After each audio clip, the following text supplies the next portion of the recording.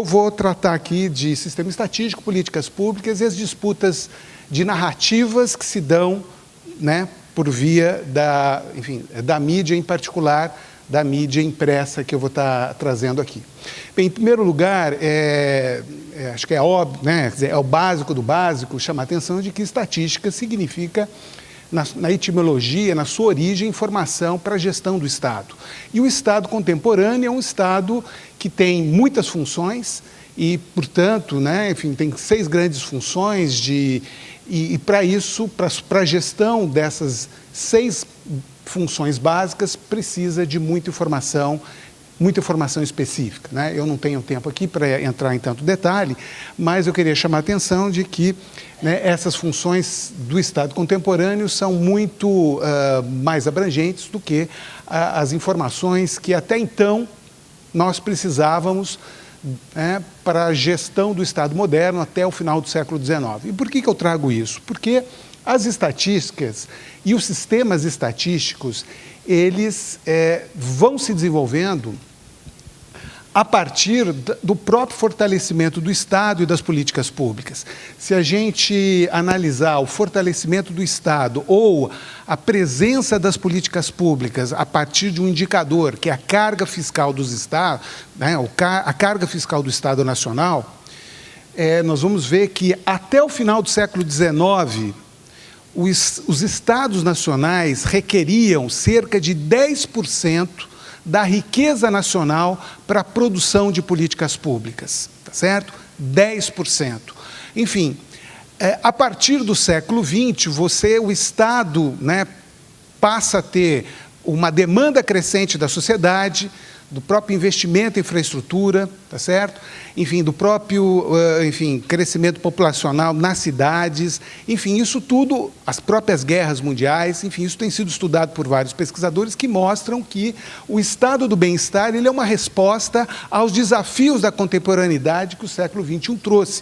E, portanto, esse estado passa a requerer um volume crescente, tá certo, da receita, vamos dizer, da riqueza nacional, chegando, né, para além, né, nos anos 70, para além de 35%, 60% do PIB ao longo, né, até no final do século XX, tá certo? Conformando estados de diferentes características que eu vou retomar ao final dessa apresentação, para fazer a associação entre carga fiscal, políticas públicas e a situação atual, efetivamente, do Brasil, tá certo? Para trazer um elemento importante que nos ajuda a entender parte dessas disputas que foram tão bem comentadas aqui. Veja, gente, então, isso dialoga muito com o IBGE e com o sistema estatístico, na verdade, em outros países, porque o sistema estatístico em outros países tem, por exemplo, no caso dos Estados Unidos, mais de 200 anos, na França um pouco mais, enfim, na Inglaterra, nos países escandinavos, mas, a bem da verdade, até pouco final do século, né, do século XIX, esses sistemas estatísticos, eles tinham que cumprir 2 funções, porque eram as funções básicas, né, que, de alguma forma, impactavam o Estado moderno, o Estado gendarme, que eram as estatísticas demográficas, as estatísticas de população e as estatísticas de comércio exterior. Essa era, na verdade, a informação fundamental para o Estado moderno fazer a sua gestão, sua gestão enquanto Estado, por conta da limitação do conjunto de políticas públicas. A partir, né, do século XX, você tem novas problemáticas e nos anos 20 você passa a ter um volume crescente de subocupados, de pessoas, né, nas grandes cidades, Nova York, cidades americanas, cidades europeias, antes inclusive da crise de 29, né, o que levou enfim, ao início da discussão das estatísticas de trabalho nos anos 20, favorecida aí, inclusive pela criação da OIT, né, em 1919, e 18 e 19, e, na verdade, essas estatísticas do trabalho continuaram sendo discutidas até se consolidarem em termos de consenso internacional nos anos 70 e, naturalmente, agora sendo rediscutidas por conta de todas as mudanças no mundo do trabalho. Mas, enfim, nos anos 50 você tem toda a discussão sobre a contabilidade nacional, das estatísticas econômicas. Nos anos 60, a reação no sentido de dispor de estatísticas sociais para entender melhor o fenômeno redistributivo, em que medida o crescimento gerava ou não gerava redistribuição de bem-estar, tá certo? Nos anos 90, por conta de, enfim, de todas as situações que passamos a vivenciar, aparece então a necessidade nos sistemas estatísticos de uma produção mais regular e sistemática e abrangente de indicadores ambientais, até que agora, mais recentemente, nos anos 2000, o sistema estatístico passa a ser demandado cada vez mais para produzir evidências sobre as representações importantes de diferentes grupos para retratar não só os fenômenos de redistribuição, mas os fenômenos de ressignificação, de reconhecimento, que têm sido tratados, inclusive, na mesa anterior. Os indicadores de diversidade sociocultural. Então, é emblemático, por exemplo, que no Censo Demográfico de 2020 tenhamos levantado pela primeira vez informações tão específicas sobre as comunidades, sobre os povos indígenas. E agora, no Censo de 2020, de alguma forma também tentando recuperar e dar, vamos dizer assim, o reconhecimento estatístico, inclusive, para outros povos e comunidades tradicionais, tá certo? Quilombolas, ribeirinhos e tantos outros. Então, eu acho que é muito importante chamar a atenção de que o sistema estatístico, gente, ele responde aos desafios que a sociedade se coloca, que o Estado se coloca, que, na verdade, também a economia traz como problemáticas, tá certo? O IBGE vem respondendo essas demandas, pensando isso em termos de Brasil. Tem 3 publicações aqui que dizem alguma coisa nesse sentido. As estatísticas, os indicadores sociais passam a ser produzidos nos anos 70. Tem, então, uma publicação do relatório de indicadores que vira a síntese de indicadores sociais, mais recentemente, mas as primeiras publicações datam de 1979. Os indicadores de desenvolvimento sustentável aparecem em 2002 e, mais recentemente, os indicadores culturais e tantos outros produtos que o IBGE tem que reafirmam, localizam, identificam, tá certo? Demonstram a existência de uma diversidade sociocultural, étnica no Brasil, muito mais abrangente do que aquela que nós, muitas vezes, enxergamos através dos meios convencionais. O fato é que uma parte importante dessas estatísticas que o IBGE passou a produzir, em especial nesses últimos 30 anos, de um certo pacto progressista, mas em particular a partir de 2003, tem a ver com essa construção importante, significativa, em curto espaço de tempo, que tivemos da construção das políticas sociais. Tá? Eu acho que nós estamos, esse ano, completando 30 anos, mais aí em outubro, novembro, estaremos comemorando, de fato, quiséramos poder, de fato, comemorar esses 30 anos de Constituição, mas o desmonte começou, como o professor Laurindo comentou aqui, enfim, já com muita antecedência aí, no golpe, em particular, a partir de maio de 2016, mas o fato é que nós temos um conjunto de políticas universais, de proteção social, de promoção social, políticas transversais, políticas setoriais, que, de alguma forma, tiveram um impacto importante no IBGE, e eu diria que as informações que o IBGE produziu também foram muito importantes para o relativo sucesso que muitas dessas políticas tiveram. Por que isso? Porque a informação estatística é fundamental para o ciclo de políticas públicas. As informações estatísticas, em particular os indicadores sociais, eles são fundamentais para o dimensionamento e o advocacy de determinadas demandas da sociedade. Tá certo? Demandas de reconhecimento, de necessidades e de problemáticas. Tá certo? Então, a informação que o IBGE produz, ela sempre foi muito instrumentalizadora de um movimento social, mas também do próprio governo ou de candidatos que se sucederam com plataformas legitimando determinadas demandas. Nas as estatísticas do IBGE têm um papel muito importante, portanto, na legitimação de agenda de políticas públicas de 4 em 4 anos, nas 3 esferas de governo, nas eleições presidenciais, estaduais e também nas eleições municipais. Tá? Não só do Executivo, mas também do Legislativo, porque é lá também que são veiculadas boa parte das discussões, muitas vezes embasadas com informações do próprio IBGE. As informações do IBGE são informações também ricas para diagnóstico, mais específicos, para desenho das políticas públicas, enfim. têm sido absolutamente fundamentais para a priorização de determinados públicos, para monitoramento das políticas públicas e, naturalmente, para avaliar, ao fim e ao cabo, se esse conjunto de políticas públicas tem provocado a mudança social tão esperada na sociedade. Tá? Enfim, se por um lado essa informação do IBGE tem um potencial muito grande para, vamos dizer assim, para ilustrar, para informar, para gerar debates ricos, né, em diferentes esferas, o fato é que essa informação estatística nem sempre é entendida por toda a problemática né, do contexto, muitas vezes com que o próprio jornalista tem que lidar, como o Leonardo colocou, tá certo?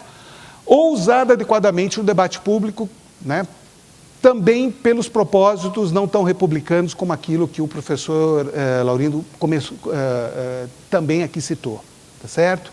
Enfim, por vários, e a gente sabe muito bem disso, né?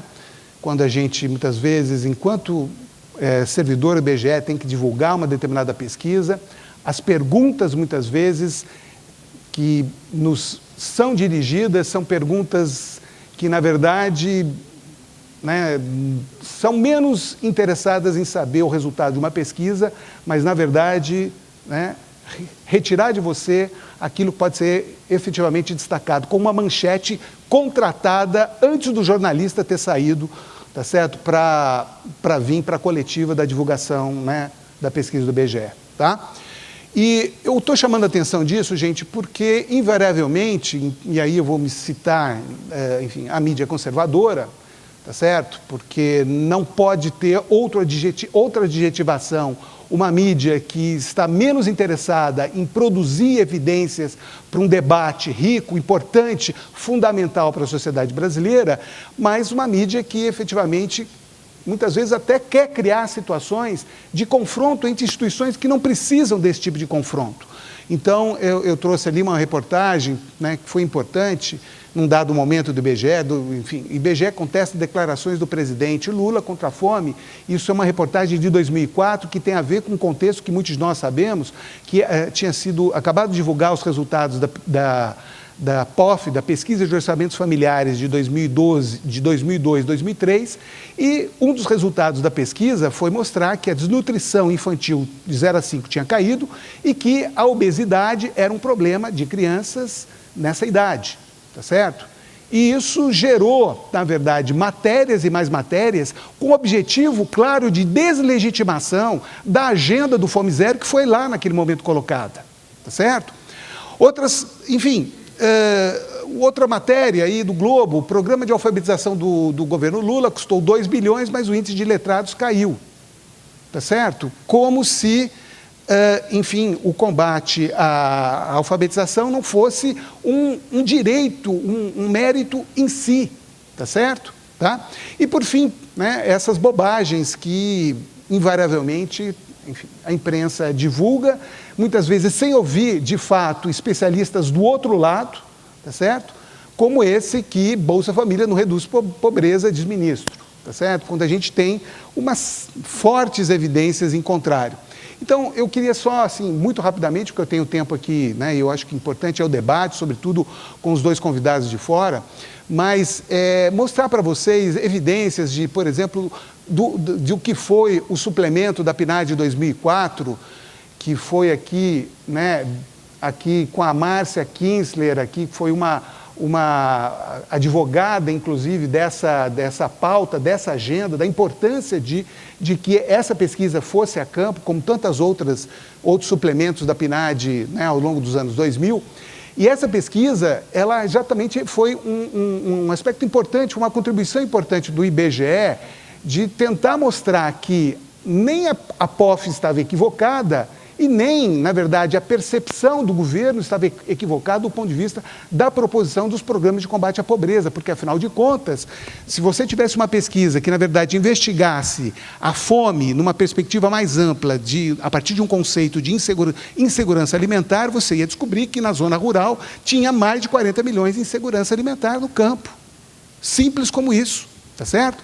Enfim, então, essa foi uma pesquisa de 2004, muito importante naquele momento para reforçar a importância da agenda de combate à fome, do Fome Zero, do Bolsa Família, das ações de segurança alimentar, do fomento à agricultura familiar, e que, naturalmente, as sequências dessa pesquisa em 2009 e 2013 mostraram que, de fato, as ações de governo iam no sentido de fato, diminuir a insegurança alimentar, em particular a insegurança alimentar mais grave da população brasileira, como vocês estão vendo nos resultados da edição. Enfim, as estatísticas da PNAD foram muito importantes também para legitimar determinadas estratégias de governo, para atestar, avaliar se de fato a política de salário mínimo, se a criação de emprego formal, se a cobertura a cobertura previdenciária brasileira, né, e se a expansão do Bolsa Família de fato estavam indo no sentido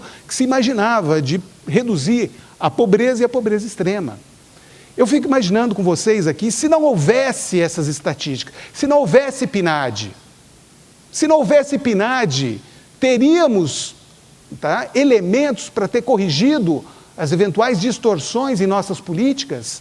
Se não tivesse PNAD, né, o governo teria elementos para mostrar de fato, no ambiente técnico-político, de que de fato aquele investimento, naquele conjunto de políticas, de fato estava fazendo diferença na vida, né, estava provocando mudança social.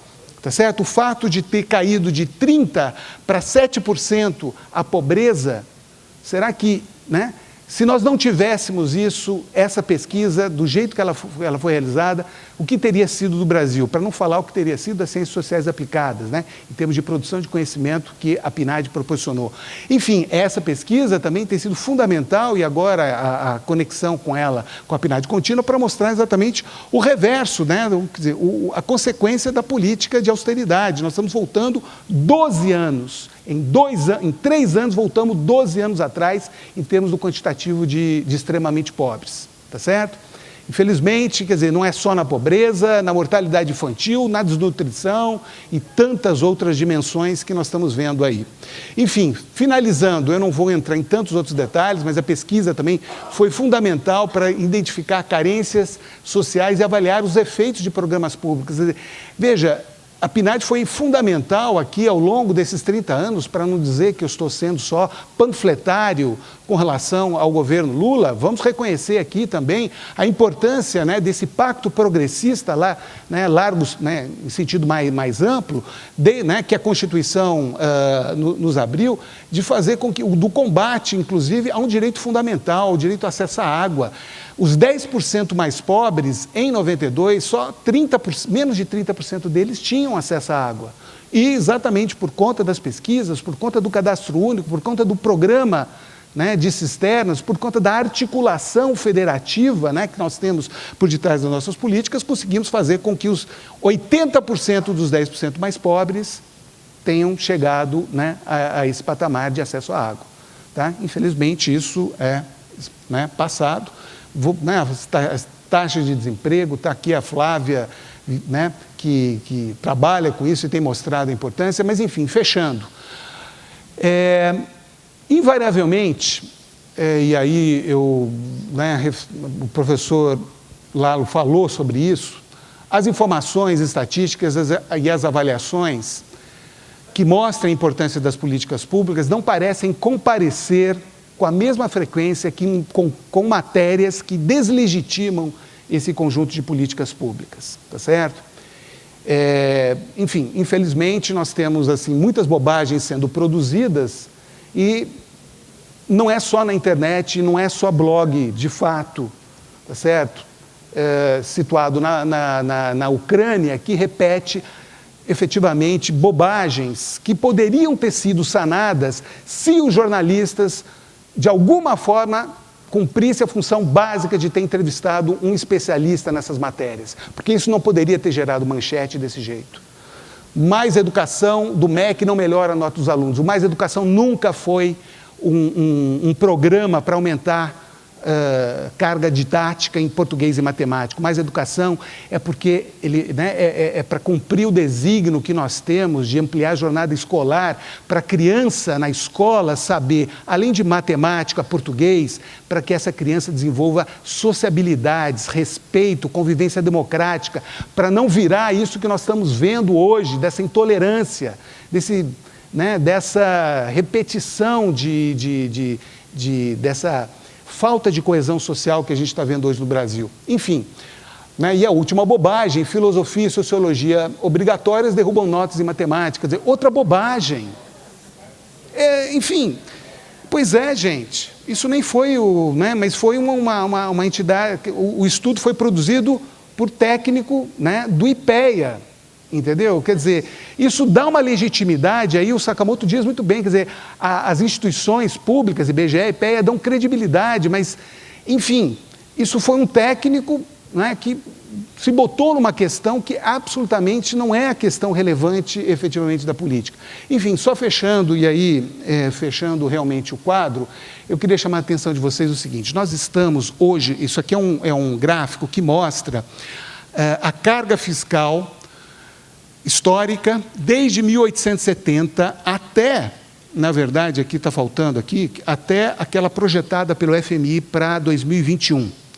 Vocês estão vendo a carga fiscal da Alemanha e da Suécia, ou seja, países que passaram por experiências, em particular a Alemanha, experiências históricas bastante cruciais, e tem um estado, um estado contemporâneo, um estado de bem-estar social, chamado aí europeu continental, na designação de Spin Anderson, um grande estudioso nessa área, mas é um Estado que arrecada 45% da riqueza nacional para devolver em termos de políticas públicas. A Suécia tem um Estado também, hoje, de igual tamanho. Vocês estão vendo os Estados Unidos, que tem a sociedade fez uma opção, nos anos 70, interromper o processo que eles vinham seguindo, como a Europa, de expansão do seu conjunto de políticas públicas. Tá? O último grande programa público americano foi o Food Stamps, que é o grande Bolsa Família deles, que é selo para compra de alimentos para a população pobre. Enfim, a Espanha foi na mesma toada. A Espanha passou por uma série de governos conservadores, como os Estados Unidos, e passou a interromper isso mais recentemente, nos anos 80 e 90. E o Brasil está na iminência de fazer essas escolhas. Aonde nós queremos chegar? Nós estamos querendo reproduzir a experiência histórica americana, que a gente está vendo o que está dando, tá certo? Uma vez por semana, uma vez por mês, a gente vê, enfim, o que acontece nas escolas americanas, ou a experiência espanhola, que também não é tão virtuosa assim, tá certo? Um nível maior de civilidade, mas também com uma série de problemas do ponto de vista de desemprego, de desassistência, etc. O Brasil, ele vem, nesses últimos 5 anos, particularmente, nessa disputa. A gente quer seguir a trajetória histórica de países europeus, ou a gente quer repetir a experiência histórica de outros países. Na verdade, não é dada nem a condição de repetir a experiência histórica dos Estados Unidos, nem da Espanha, porque a emenda constitucional 95, a chamada emenda do teto, vai nos conduzir, na verdade, a uma mexicanização, tá certo, do orçamento público, do gasto público, da carga fiscal. Ou seja, nós não estamos sequer imaginando uma referência a esse país. Enfim, então essas eram as questões que eu queria colocar, só queria dar um alento, porque eu acho que, fazendo a conexão com o tema do seminário, o IBGE, a democracia precisa do IBGE, eu acho que, em alguma medida, a gente, na casa, tem percebido a necessidade de criar vínculos mais diretos com a sociedade, tá certo? Desintermediando parte desse processo que, em outros contextos, talvez dispensassem esse tipo de ação, tá? Tá certo? Porque nós, no Brasil, não temos o jornalismo de políticas públicas. Temos, sim, o jornalismo de dados, que é de uma qualidade infinitamente superior a, enfim, ao que se dá em termos de cobertura de políticas públicas na mídia conservadora. Mas o IBGE tem, com a reformulação do seu site, com a criação do site IBGE Educa, com a criação também dessa revista, eu acho que são sinalizações importantes de, vamos dizer assim, de produtos que chegam mais diretamente a determinados públicos, né, que deve, e, portanto, é uma iniciativa importante que o IBGE vem desenvolvendo. Acho que era basicamente isso que eu queria colocar.